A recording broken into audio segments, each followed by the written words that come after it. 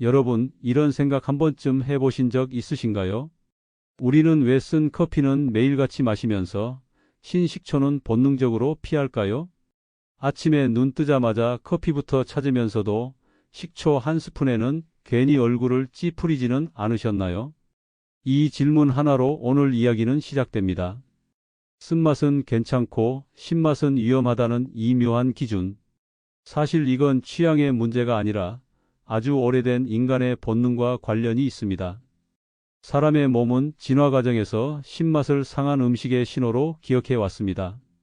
반대로 쓴맛은 각성 효과와 연결되면서 커피처럼 문화와 습관 속에서 자연스럽게 받아들여졌죠. 그래서 우리는 아무 의심 없이 하루 두세 잔의 커피를 마시면서도 식초는 몸에 좋아도 쉽게 손이 가지 않습니다. 그런데 만약 이 인식이 완전히 뒤집힌다면 어떨까요? 커피는 뇌만 잠깐 깨우지만 식초는 몸 전체를 천천히 깨운다면 말입니다.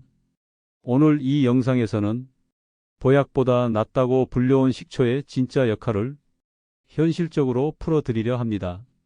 혈관, 소화, 체중, 수면, 피부, 면역까지 하나로 이어지는 이야기입니다.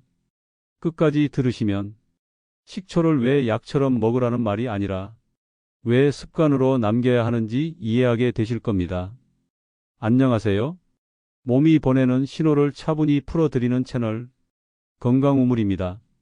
이 이야기가 도움이 되실 것 같다면 지금 구독과 좋아요로 건강우물과 함께 해주시면 큰 힘이 됩니다.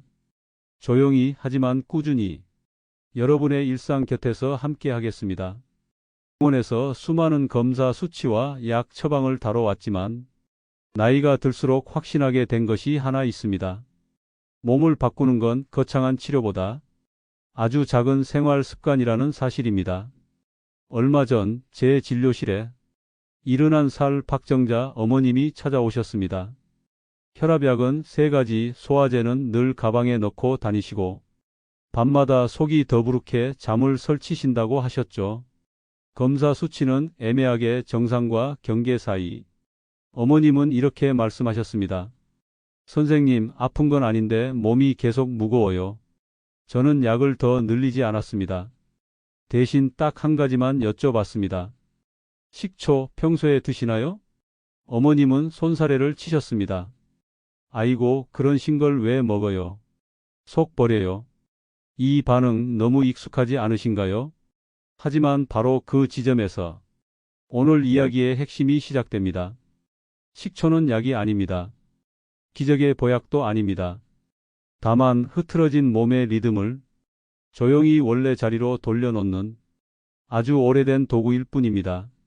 오늘 이 영상에서는 왜 식초가 커피보다 몸에 더 깊게 작용하는지, 어떤 식초를 어떻게 먹어야 부담이 없는지, 그리고 왜 많이가 아니라 제대로가 중요한지 차분히 이야기해 드리겠습니다. 지금부터 우리가 그동안 괜히 피하고 있었던 신맛에 대한 오해를 하나씩 풀어보겠습니다. 식초 이야기를 하다 보면 많은 분들이 이렇게 말씀하십니다. 선생님, 그거 옛날 사람들 이야기 아닌가요? 맞습니다. 아주 옛날 이야기입니다. 그런데 바로 그 점이 중요합니다. 유행처럼 나타났다가 사라지는 건강법과 달리 식초는 인류 역사에서 단 한 번도 사라진 적이 없습니다. 사람이 불을 쓰기 시작한 이후부터 발효와 함께 늘 곁에 있었던 음식입니다. 고대 이집트에서는 상처를 소독하고 열을 내리는데 식초를 썼고, 로마 군인들은 먼 길을 행군할 때 식초를 물에 타 마시며 피로를 풀었습니다. 일본에서는 사무라이들이 출정 전에 속을 다스리기 위해 식초를 마셨다는 기록도 남아 있습니다. 이 공통점이 무엇일까요? 부유한 사람만의 비법도 아니고 특별한 의식이 필요한 것도 아닙니다. 누구나 구할 수 있었고 누구나 매일 조금씩 사용할 수 있었기 때문에 수천 년을 살아남은 겁니다. 사람의 몸은 생각보다 단순합니다. 정말 몸에 필요 없는 것은 아무리 권해도 오래 남지 않습니다. 하지만 식초는 늘 그 자리에 있었습니다. 이유는 하나입니다. 몸이 먼저 알고 있었기 때문입니다. 식초의 핵심은 아세트산이라는 성분입니다. 이건 약 이름도 아니고 특별한 화학 물질도 아닙니다. 탄수화물이 발효되면서 자연스럽게 만들어지는 아주 기본적인 유기산입니다. 이 아세트산이 몸에 들어오면 가장 먼저 반응하는 곳이 혈관과 간입니다. 혈관 속에 쌓인 노폐물과 과도한 나트륨 배출을 돕고 혈관 벽을 딱딱하게 만드는 흐름을 조금씩 풀어줍니다. 그래서 식초는 혈압을 갑자기 떨어뜨리는 약처럼 작용하지 않습니다. 대신 급격한 오르내림을 완만하게 만들어 몸이 덜 놀라게 합니다. 이게 바로 나이가 들수록 중요한 포인트입니다. 또 하나 중요한 점은 식초가 위와 장을 동시에 자극한다는 사실입니다. 많은 분들이 식초 먹으면 속 쓰리지 않나요? 이렇게 걱정하시죠? 맞습니다. 잘못 먹으면 쓰릴 수 있습니다. 하지만 제대로 먹으면 오히려 위산 분비를 정상화하는 쪽으로 작용합니다. 나이가 들면 위산이 과도하게 많은 경우보다 부족한 경우가 훨씬 많습니다. 그래서 소화가 안 되고 조금만 먹어도 더부룩해집니다. 이때 소량의 식초는 위에 신호를 줍니다. 이제 소화할 시간이다. 장에서도 비슷한 일이 일어납니다. 식초 속 유기산은 장내 환경을 산성 쪽으로 살짝 기울여 나쁜 균이 자리 잡기 어렵게 만듭니다. 이 과정에서 변비가 완화되고 배에 가스가 차는 느낌도 줄어듭니다. 그리고 많은 분들이 가장 궁금해하시는 부분, 식초가 살 빠지는데 도움이 되나요? 이 질문에는 이렇게 답합니다. 살을 빼준다기보다는 살이 덜 찌는 방향으로 몸의 연료 사용 방식을 바꿔줍니다. 아세트산은 인슐린이 과하게 분비되는 걸 막아 혈당이 급격히 오르내리는 걸 줄여줍니다. 이렇게 되면 몸은 지방을 저장하는 대신 천천히 에너지로 쓰는 쪽을 선택하게 됩니다. 그래서 식초는 단기간 다이어트에는 맞지 않습니다. 하지만 오래 보면 체형이 서서히 달라집니다. 이 변화는 눈에 띄게 빠르지 않아서 대부분의 사람들이 중간에 포기합니다. 하지만 끝까지 가는 사람들은 어느 순간부터 몸이 덜 붓는다고 말합니다. 식초가 특별한 이유는 한 곳만 건드리지 않기 때문입니다. 혈관, 소화, 혈당, 장. 이 네 가지를 동시에 조금씩 건드립니다. 그래서 약처럼 드라마틱하지 않지만 습관처럼 쌓이면 몸 전체의 리듬이 바뀝니다. 여기까지 들으시면서 아마 이런 생각이 드셨을 겁니다. 그럼 집에 있는 식초 아무거나 먹으면 되는 거 아닌가요? 이 질문이 오늘 이야기에서 가장 중요한 갈림길입니다. 식초는 하나처럼 보이지만 몸이 받아들이는 방식은 전혀 다릅니다. 이 차이를 모르고 시작하면 식초는 나랑 안 맞아라는 결론에 너무 쉽게 도달하게 됩니다. 먼저 우리가 가장 흔히 접하는 식초부터 이야기해 보겠습니다. 마트 진열대에서 가장 많이 보이는 투명하고 향이 강한 식초들, 이 중 상당수는 빠르게 만들어진 양조 식초입니다. 양조 식초가 나쁘다는 말은 아닙니다. 요리에 쓰기에는 충분히 제 역할을 합니다. 하지만 건강을 위해 매일 먹기에는 조금 다른 이야기입니다. 짧은 시간에 만들기 위해 알코올을 바로 산화시키는 방식은 산의 자극이 날카롭게 남습니다. 그래서 공복에 마시면 속이 쓰리거나 식도 쪽이 따끔거리는 분들이 많습니다. 반면에 천연 발효 식초는 시간이 다릅니다.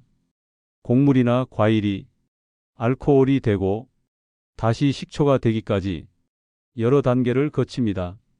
이 과정에서 유기산이 훨씬 부드럽게 형성됩니다. 그래서 맛을 보면 같은 신맛이라도 훨씬 둥글고 입안에 오래 남지 않습니다. 몸에서도 반응이 다릅니다. 자극이 아니라 뭔가 들어왔다는 신호에 가깝습니다. 식초를 고를 때 가장 중요한 기준은 비싸고 유명한 브랜드가 아닙니다. 원재료와 발효 방식입니다. 곡물인지 과일인지 그리고 천연 발효라는 말이 실제로 적혀 있는지 이 두 가지만 보셔도 충분합니다. 또 하나의 오해가 있습니다. 색이 진하면 더 몸에 좋을 거라는 생각입니다. 현미식초, 흑초라는 이름 때문에 무조건 더 좋다고 생각하시죠. 하지만 이것 역시 제조 방식이 핵심입니다. 색은 원재료에서 나오는 것이지 효과의 크기를 결정하지 않습니다. 어떤 분에게는 사과 식초가 훨씬 잘 맞고 어떤 분에게는 현미 식초가 편안할 수 있습니다. 정답은 하나가 아닙니다. 여기서 중요한 기준 하나를 드리겠습니다. 마셨을 때 속이 따뜻해지는 느낌이 있는가? 아니면 바로 불편해지는가? 몸은 아주 정직합니다.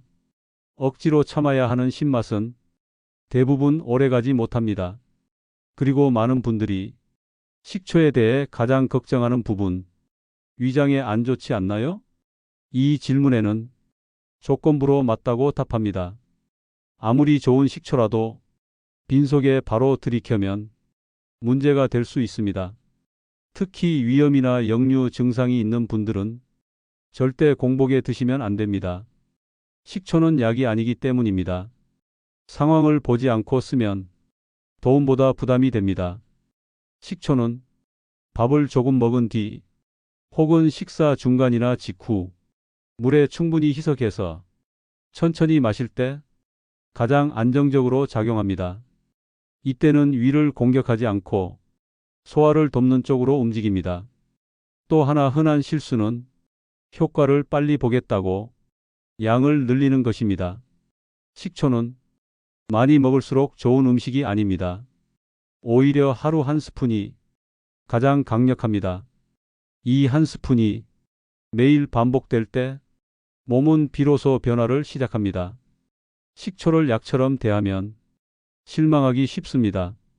하지만 생활 속 습관으로 두면 배신하지 않습니다. 그래서 식초는 유행을 타지 않고 늘 조용히 남아 있었던 겁니다. 많은 분들이 이렇게 말씀하십니다. 식초가 혈관에 좋다는 건 알겠는데 잠이랑 무슨 상관이 있나요? 이 질문은 아주 정확합니다. 그리고 답은 의외로 단순합니다. 잠을 흔드는 주범 중 하나가 바로 혈당의 출렁임이기 때문입니다. 나이가 들수록 밤에 잠이 얕아졌다고 느끼시는 분들 많으시죠?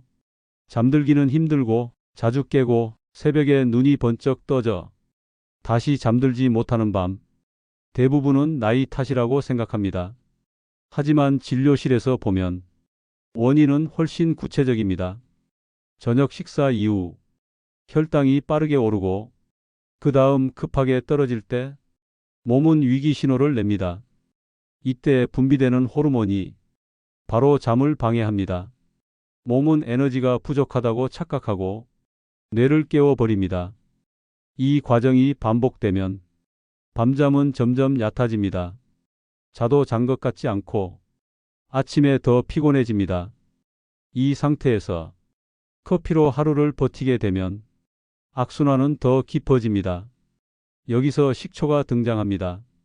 식초는 혈당을 낮추는 약처럼 강제로 끌어내리지 않습니다. 대신 올라가는 속도를 늦추고 떨어지는 폭을 줄여줍니다. 이 작은 차이가 밤을 완전히 바꿉니다. 저녁 식사 후 식초를 아주 소량 물에 희석해 마신 분들 중 이런 말씀을 하시는 분들이 많습니다. 새벽에 깨는 횟수가 줄었어요. 눈을 떠보니 아침이더라고요. 이건 우연이 아닙니다. 혈당이 안정되면 몸은 밤에 굳이 비상신호를 낼 필요가 없습니다. 그래서 깊은 잠으로 조용히 들어갑니다. 이 과정에서 심장도 혈관도 쉴 수 있는 시간을 확보합니다. 혈관 이야기로 조금 더 들어가 보겠습니다. 식초가 혈관을 청소한다는 표현 많이 들어보셨죠? 이 말이 과장처럼 들릴 수 있지만 완전히 틀린 말은 아닙니다. 혈관을 막는 것은 눈에 보이는 찌꺼기보다 탄력의 상실입니다. 혈관 벽이 딱딱해지면 압력을 견디지 못하고 혈압이 오르기 쉬워집니다. 식초의 유기산은 이 과정을 아주 천천히 늦춥니다. 그래서 식초를 드신 분들 중 혈압이 확 내려갔어요 라고 말하는 경우는 거의 없습니다. 대신 이런 말이 나옵니다. 요즘 수치가 덜 요동쳐요. 이게 바로 몸이 좋아지고 있다는 신호입니다. 급격한 변화는 젊은 몸에는 자극이 될 수 있어도 중년 이후에는 오히려 부담입니다. 식초가 좋은 이유는 몸을 놀라게 하지 않기 때문입니다. 여기서 중요한 포인트 하나. 식초는 밤에 먹어도 될까요? 조건만 맞으면 가능합니다. 다만 속이 예민한 분들은 잠들기 직전은 피하셔야 합니다. 저녁 식사 후 한두 시간 이내가 가장 무난합니다. 그리고 물에 충분히 희석해야 합니다. 신맛이 거의 느껴지지 않을 정도로 연하게 드시는 게 좋습니다.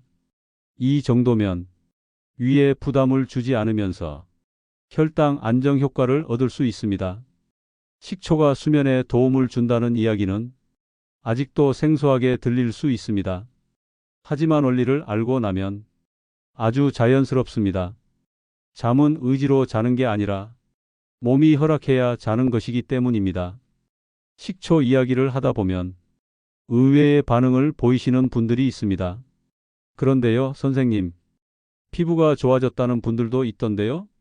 맞습니다. 그리고 이건 단순한 느낌이나 우연이 아닙니다. 피부는 겉에 드러난 결과일 뿐, 시작점은 대부분 장입니다. 장 환경이 흐트러지면 피부는 가장 먼저 신호를 보냅니다. 푸석해지고 가려워지고 아무리 발라도 회복이 더뎌집니다. 나이가 들수록 장 안의 균형은 생각보다 쉽게 무너집니다. 식사량은 줄었는데 소화는 더디고 배는 자주 더부룩해집니다.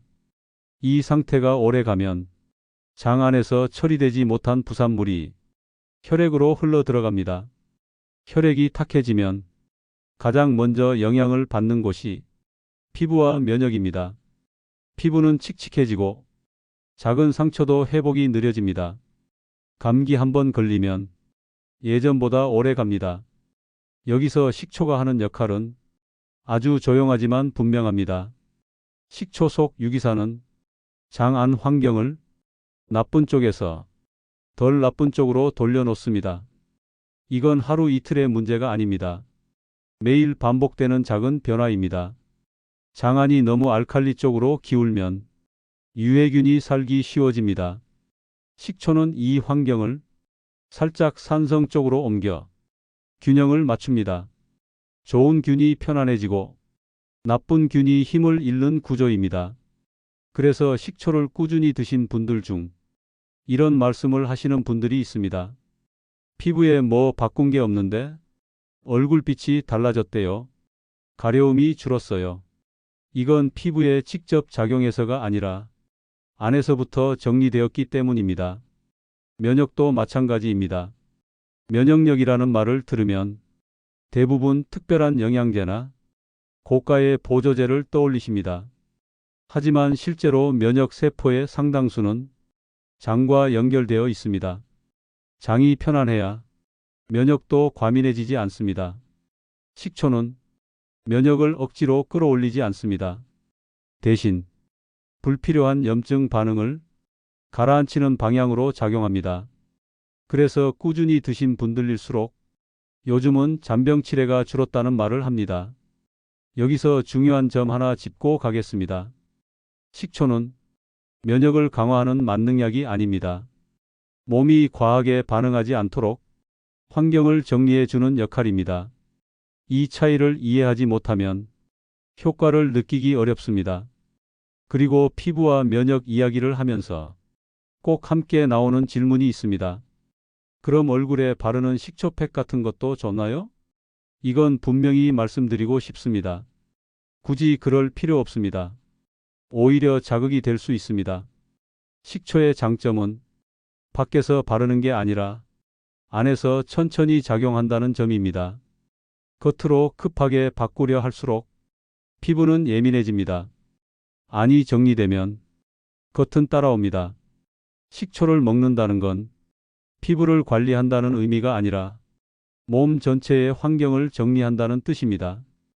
그래서 효과가 느리게 오지만 한번 바뀌면 되돌아가기 어렵습니다. 이제 다음 이야기에서는 가장 실질적인 부분으로 들어가겠습니다. 도대체 어떻게 먹어야 하는지, 하루 한 스푼의 기준은 무엇인지, 꿀과 함께 먹어도 되는 경우와 반드시 피해야 할 사람들까지 현실적으로 정리해 드리겠습니다. 지금까지 들으시며 나도 한번 해볼까? 이 생각이 드셨다면 다음 이야기는 가장 중요한 페이지가 될 겁니다. 여기까지 들으셨다면 이제 가장 현실적인 질문이 남습니다. 그래서 어떻게 먹어야 하나요? 이 질문에 대한 답이 오늘 이야기의 성패를 가릅니다. 먼저 양부터 정리하겠습니다. 식초는 많이 먹는다고 효과가 커지는 음식이 아닙니다. 하루 한 스푼, 이 기준을 꼭 기억하셔야 합니다. 큰 숟가락이 아니라 일반 밥 숟가락 기준으로 한 스푼이면 충분합니다. 이 한 스푼을 반 컵에서 한 컵 정도의 물에 충분히 희석합니다. 신맛이 거의 느껴지지 않을 정도면 딱 좋습니다. 입안이 찡하거나 마시고 나서 얼굴이 찌푸려지면 이미 지난 겁니다. 시간도 중요합니다. 공복은 피하셔야 합니다.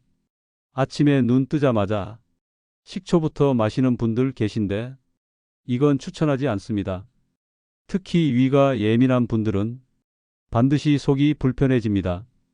가장 무난한 시간은 식사 중간이나 식사 직후입니다. 밥을 몇 숟갈 드신 뒤 천천히 마시면 위에 자극을 주지 않으면서 소화 쪽으로 작용합니다. 저녁 식사 후도 가능하지만 잠들기 직전은 피하시는 게 좋습니다. 여기서 자주 나오는 질문 하나. 꿀이랑 같이 먹어도 되나요? 조건부로 괜찮습니다. 식초의 신맛이 부담스러운 분들, 저혈당 증상이 있는 분들 또는 처음 시작하는 분들께는 꿀이 도움이 될 수 있습니다. 다만 양이 중요합니다. 꿀은 아주 소량이면 충분합니다. 단맛이 느껴질 정도가 아니라 신맛의 각을 살짝 깎아주는 정도. 이게 핵심입니다. 꿀을 많이 넣으면 혈당 안정이라는 식초의 장점이 오히려 흐려질 수 있습니다. 반대로 굳이 꿀이 필요 없는 분들도 있습니다.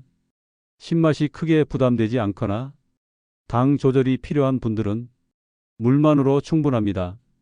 식초는 달게 먹어야 하는 음식이 아닙니다. 그리고 꼭 짚고 가야 할 주의 대상이 있습니다. 위염이 심한 분, 식도 역류가 잦은 분, 위 수술을 하신 분들은 반드시 조심하셔야 합니다. 이 경우에는 의사와 상의 없이 습관처럼 시작하지 않는 것이 좋습니다.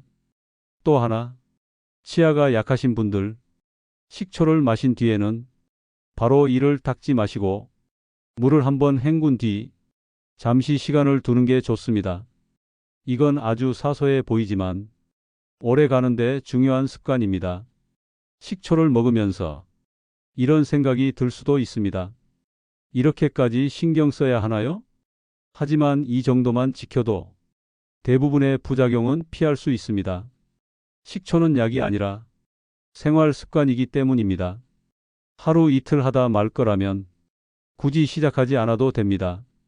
하지만 커피처럼 매일 반복할 수 있다면 이 작은 습관은 분명히 쌓입니다. 눈에 띄게 빠르지는 않지만 몸은 거짓말을 하지 않습니다. 식초를 먹고 바로 무언가를 기대하지 마십시오.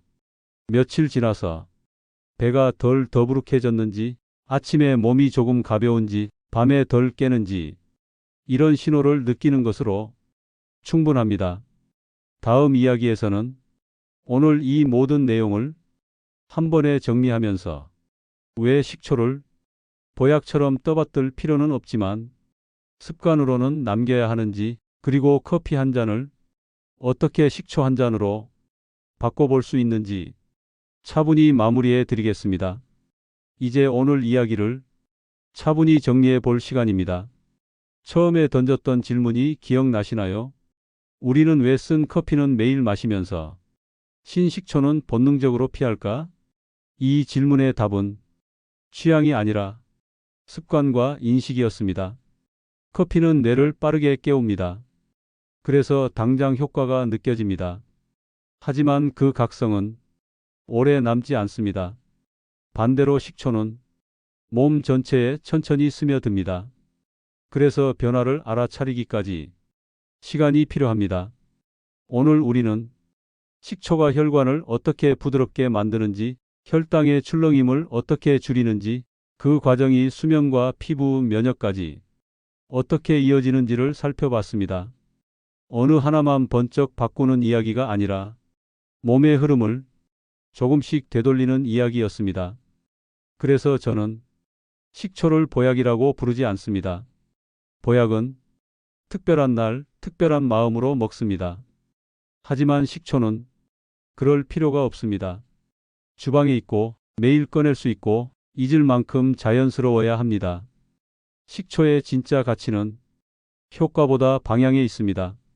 몸을 더 자극하는 쪽이 아니라 덜 놀라게 하는 쪽, 빨리 바꾸는 쪽이 아니라 오래 가는 쪽, 그 방향을 선택하게 만든다는 점에서 식초는 의미가 있습니다. 커피 한 잔을 당장 끊으라는 말이 아닙니다. 다만 하루 중 한 번쯤은 몸을 깨우는 선택을 다르게 해보자는 제안입니다. 오늘은 커피 대신 식초 한 스푼을 떠올려 보는 것, 이 정도면 충분합니다. 식초를 먹는다고 인생이 바뀌지는 않습니다. 하지만 몸의 리듬이 바뀌면 하루의 결이 달라집니다. 아침에 덜 붓고 속이 조금 편안하고 밤에 덜 깨는 것, 이 사소한 변화들이 쌓이면 노후의 질은 분명히 달라집니다. 이제 여러분께 이 질문을 다시 드리고 싶습니다. 여러분은 식초를 어떻게 드시고 계신가요? 혹은 아예 피하고 계시지는 않나요? 이 질문은 댓글을 달기 위한 질문이 아닙니다. 지금 내 몸의 상태를 한번 돌아보게 만드는 작은 점검입니다. 정답은 없습니다. 다만 내 몸에 맞는 방향을 천천히 찾아가면 됩니다. 오늘 당장 주방에서 시작할 수 있는 아주 작은 선택을 제안했을 뿐입니다. 이런 이야기가 앞으로도 필요하시다면 지금 이 순간 구독과 좋아요로 건강 우물과 함께해 주십시오. 조용히 그러나 꾸준히 여러분의 일상 곁에서 몸의 방향을 함께 점검해 드리겠습니다. 지금까지 건강 우물이었습니다. 오늘도 잘 살아오셨습니다. 건강하세요.